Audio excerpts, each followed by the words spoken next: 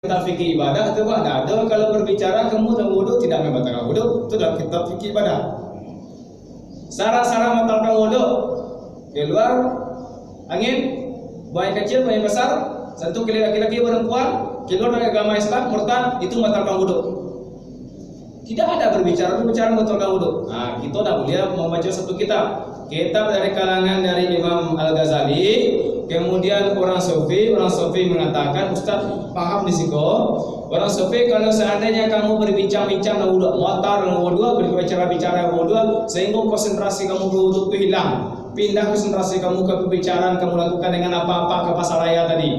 Hukum dosa wudhu nak mengecek-ngecek nak motor, makan-makan sambil wudhu, itu wudhunya wudhu mati. Itu menurut Imam Al-Ghazali. Ustaz, kami tak paham wudhu mati itu, Ustaz. Apakah kami yang mati sambil wudhu, Ustaz? Tidak apa-apa dan mati sambil wudhu, tapi wudhu itu mati. Apa mati itu, Ustaz? Wudhu yang tidak baca hayo. Bapak-bapak, ibu-ibu sedang ceramah dengan Ustaz Jias pagi go, kemudian mati lampu go. Mati lampu go, apa-apa ibu-ibu ketika lampu mati le baca hayo jo. Le baca hayo lampu mati. Sama je tu. Itu contohnya. Tuh. Kemudian air wudhu ke kulit ke muka kau tidak masuk. Seperti apa-apa ibu-ibu meneteskan air ke daun keladi, daun talas. Teteskan di sana itu lari-lari dia itu, sehingga dia tersentuh kulit kita dengan air wudhu. Kenapa dia tersentuh, Ustaz? Karena pada ibu-ibu kota 3 cm. 3 cm tahu badan. Itu saya kaji dalam kitab fikih kontemporer. Dalam kitab fikih kontemporer saya kaji, itu yang saya ajari ke mahasiswa. Badan terlalu tabak, lipstik terlalu tabak, menghalangi air wudhu ke muka, kemudian pakai kuku panjang. Itu dalam kitab fikih kontemporer itu, Pak. Usah pakai kuku panjang? Lah, tidak. Kenapa tidak usah khawatir? Dak yang dibuka warnanya rebo. Kalau kamu khawatir tentang sesuatu jangan dilakukan. Usah khawatir pakai kuku panjang. Ustaz kan cie Ustaz bagian yang kiri kok untuk ada Pak untuk pencuri talingo. Ustaz ada begitu banyak. Apa hukum pakai bagian? Kemudian pakai bagian tu boleh asal yang alami. Kalau Ustaz posisi di mana? Kalau dalam kitab fikih kontemporer itu ulama hadis memperbolehkan, sebagian memperbolehkan, sebagian tidak. Kalau Ustaz tidak memakai bagian, posisi Ustaz berada pada tidak pakai. Kenapa tidak, Ustaz? Karena kalau ibu-ibu pakai bagian, untuk apa pakai bagian? Pergi ke pasaraya, pergi ke pasar Bubayo, pasar Tabiang, pakai tutup kepala, pakai jilbab. Kalau ibu-ibu pergi ke Masjid Nur Salam, pakai mukena, tak nampak kan? Kan tak nampak rambut ibu-ibu uban tu tak nampak. Okey, dosa kami apa-apa kau? Tak mungkin kami pakai jilbab ke masjid, ke pasar. Apa-apa yang umur 70-60 pakai uban, yakinlah apa-apa uban itu adalah nikmat. Kau saya bilang tu nikmat uban tu, karena uban tu yang umur 60-70 tu lama menunggu baru dapat. Karena lama apa-apa yang umur 60 tu menunggu uban. Ketika umur sampai puluh dosa dah dapat le. Baru umur 60 patang ke baru setahun baru dapat uban. Tu kan dia kira cat kunyang dah. Dia kira cat kunyang rambut kita. Anak mau disimpai lapeh lawan. Siapa sisa di mana? Tidak pakai. Tapi kalau ada yang pakai tersesat tidak boleh. Diperbolehkan asal alami. Apa? Kemudian pakai behel. Itu mungkin behel tu lebih banyak ke anak muda-muda. Mahasiswa Ustaz sering tu diskusi sama Ustaz. Pakai behel kan Ustaz? Itu fikih kontemporer, fikih modern, zaman kekinian dibahas tak ada zaman Nabi. Behel tak ada zaman Nabi, tapi dibahas zaman kini. Ulama-ulama hadis pakai behel itu boleh dengan syarat gigi kita tu tak layak, kemudian gigi kita tu berantakan. Kalau galak kita ke orang lain 3 hari 3 malam tak lalu orang negara gigi waktu. Tabayang gigi sana lalu matuan borong pak menurut. Tu boleh pakai behel. Tapi gigi lah rapi, lah rancak gigi, dipakai je behel. Dia warna-warni. 1, 2, 3, 4, kuning, hijau, merah, kelabu. Kerajo galak-galak orang. 3,5 juta. itu dengan gaya. Kalau orang gaya mau itu mati deh gaya nanti. Tuh. Pakai tato. Tato tuh orang yang tato dan membuat tato dan dikasih tato itu haram hukumnya. Kecuali pernah taubat. Kalau taubat dulu sebelum taubat ambo usah ambo tato. Ulama hadis dan kamu zalimi diri kamu, lanjutkan. Fi qulubikum wa amalikum. Ketika kamu belum tahu dulu, jadi nilai oleh Allah adalah hati kamu dan amal perbuatan kamu. Banyak yang laki-laki itu telingo lah di subangnya, lah lubang telingonyo, dan mau orang Dayak, telingonyo. Itu kalau lah hijrahnya, lah baksa, tidak apa-apa. Tapi kita lah hijrah kau jangan lakukan. Kemudian pakai gelang kaki. Gelang kaki boleh Ustaz. Zaman jahiliyah ketika di pasar Ukas itu ada perempuan naik pentas, pakai musik. Apa musik itu Ustaz? Pakai gelang kaki, nari-nari di atasnya. Kemudian ada laki-laki di bawah nonton. Kemudian dikasihlah uang kepada perempuan itu. Itu sejarah ada organ. Nari-nari di atas pentas sampai tengah malam jam 1 jam 2 organ berbunyi di tetangga sebelah sakit gigi sakit paru sakit kepala udah tentu dia. Nah, itu sejarahnya tuh. Itu zaman jahiliyah tuh di pasar Ukas namanya itu. Dipentaskan perempuan itu. Laki-laki di bawah mabuk-mabuk. Nah, itu. Kalau yang Islami Ustaz boleh, jangan mengganggu ketertiban umum. Nah, tuh. Kadang-kadang apa-apa aku kepegang rajo kan diambil jalan itu. Jalan stop, kepaya apa tuh putau tuh yang ada ya? Tuh, jagolah. Tuh anggota wudhu saya sampaikan itu. Anggota wudhu, muka, hati-hati, tangan, kepala, kaki. Yang terakhir, yang kedua, waktu itu kita ada 5 menit lagi. Kita sampai jam 6 saja. Sudah tuh kita pergi ke sawah ke ladang lagi. Dan ke rajo. Yang terakhir, lisanun naimah. Tanda-tanda penyusup suruh.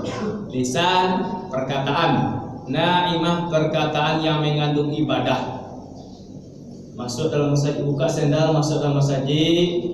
Apa yang ngurus di duitnya di pintu masjid itu, ini doa masuk masjid. Allahumma firli dhunubi waftahli abwaaba rahmatik. Masuk dalam masjid, kemudian langsung lagi ke saf yang depan. Ambil saf depan. Ambil saf depan itu ibu-ibu ambil saf depan. Jangan saf yang pegang belakang ambil. Apalagi Jumat. Jumat itu apa-apa jangan sekali-kali ambil saf yang di belakang. Usahakan kita capek datang, capek ambil saf yang di depan, janganlah di belakang. Yang di belakang itu ada dalilnya tuh. Yang di belakang tuh yang dimumpuk ibarat dia berkorban sebesar unta sampai yang tidak dapat sama sekali. Nah, itu yang apa-apa. Karena khutbah Jumat itu sama sholat 2 rakaat. Pengganti sholat zuhur yang 2 rakaat. Ustaz sampaikan kepada Bapak, kasihan Ustaz. Datangnya lama, pulangnya capek. Itu kasihan sama apa-apa. Kemudian lisanun naimah perkataan yang mengandung ibadah sampai di masjid. Sholat sunat tahiyatul masjid. Langsung azan subuh. Allahu Akbar, Allahu Akbar. Ikuti azan yang kita mau tak. Jangan mau tak ketika azan. Ikuti azan itu. Kecuali anak-anak kita yang umur 10 tahun, 9 tahun, 12 tahun, kalau mau tanya itu namanya anak-anak, kita bina. Nah, kurang azan nak, kita ikuti azan itu, nah, kita yang bina anak-anak kita. Ramian anak kita ke masjid sadang hati kita, tapi kita bina tadi. Nah, ketika ditegur oleh orang anak kita dan kita marah sebagai orang tua, terima kasih kita kan. Asal tidak lampangnya nah kita kan ditegurnya alhamdulillah. Setelah itu selesai azan itu sholat sunat fajar subuh. Kalau anak-anak ketek-ketek mau tahu biasa kita bina, diam nak. Yang acuh pengurus masjid yang curhat sama ustaz, dan acuh pengurus masjid itu yang menyampaikan ke ustaz, kini ke ustaz di masjid kami ke ustaz. Nanti anak-anak umur 15 tahun 10 tahun dan mau tahu Ustaz. Anak-anak umur 50 tahun dan mau tahu Ustaz. Jadi mau tahu. Allahu Akbar, Allahu Akbar. Jadi mau tahu main bola. Pak saya nonton Semen Padang tadi Bang. Mana Semen Padang tuh Bang? La ilaha illallah. Gol gitu. Ibu-ibu di belakang nilai dong berasa gitu kata tuh. Jadi gitu lah tuh. Seperti itu kita sholat. Pak Ustaz, jangan kita mota lalu di depan orang sholat. Ustaz tadi masuk masjid tadi Ustaz nak mula luri kemarin. Takui Ustaz lalu di muka apa-apa ibu-ibu, kalau ibu ada itu setrohnya, penghalangnya gambarnya. Apa-apa setrohnya tidak ada, penghalangnya tidak ada. Takut Ustaz lalu di muka apa-apa solat kau takut Ustaz orang panakui. Lalu Ustaz tadi Ustaz luruskan kemarin tadi. Ustaz lalu biar di samping daripada di muka apa-apa tu solat sunat. Ustaz kalau kan bisa Ustaz dari sana lurus kemarin. Aku Ustaz tagak Ustaz di pintu Ustaz perhatikan ada apa-apa Ustaz sunat tak Ustaz lurus ke belakang. Ada kita solat tadi lokai kotak tu Ustaz belakangnya lalu. Kenapa Ustaz tak boleh lalu di muka orang solat tu?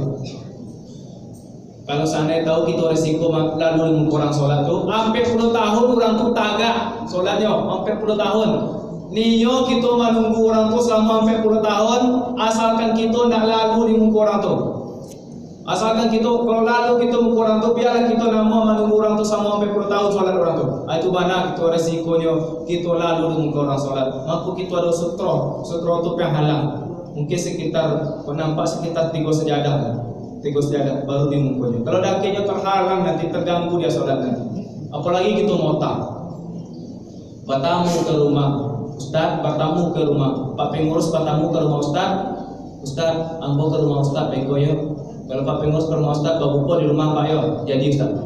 Pak Pengurus datang ke rumah Ustaz jamu kasar Pak Pengurus, beko Pak Pengurus ana suko makan. Ambo makan jo anyang. Jadi Ustaz Badian minumannya air karami mudo Ustaz Badian dijamu Pak Pengurus dia kurma dijamu. Itu orang elok, orang baik bertemu dengan orang baik itu dijamu sebaik mungkin.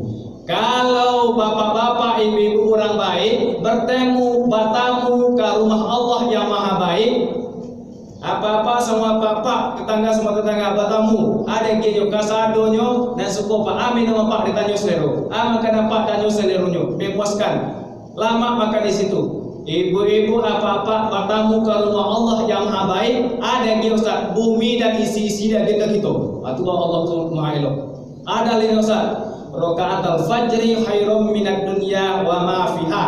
2 rakaat apa-apa ibu-ibu melaksanakan salat fajar tadi. Salat fajar apa tu Ustaz? Salat sunat menjelang subuh. 2 rakaat menjelang subuh namanya qobliyah subuh. Selesai subuh langsung wassalli sunnat al-fajri rakaataini lillahi ta'ala. Allahu akbar. 2 rakaat kita lakukan. Ambillah isi bumi kasado ada apa-apa ibu nanti. Ambil kalau timbang di kiloan. Ambil ilawi kasado la tak siko. Ditimbangan tu. Putu yang persa biarlah putui. Kemudian isi bumi alawi gunung-gunung letak di siko. Kemudian ambil pahala solat sunat fajar tadi menjelang subuh tadi solat fajar ambil pahala. Mana yang lebih baik Ustaz? Lebih baik pahala solat sunat fajar ketimbang bumi dan isi-isinya. Itu maha baiknya Allah berkitu. Itu baru solat sunat Pak. Solat sunat. Alam solat wajib dan subuh kita lakukan. Itulah tabayang itu maha baiknya Allah kepada kita. Itulah Ustaz yang kita. Ustaz dah berkuar-kuar untuk mengajak kita ke masjid Pak Pengurus jamaah dah mengajak kita.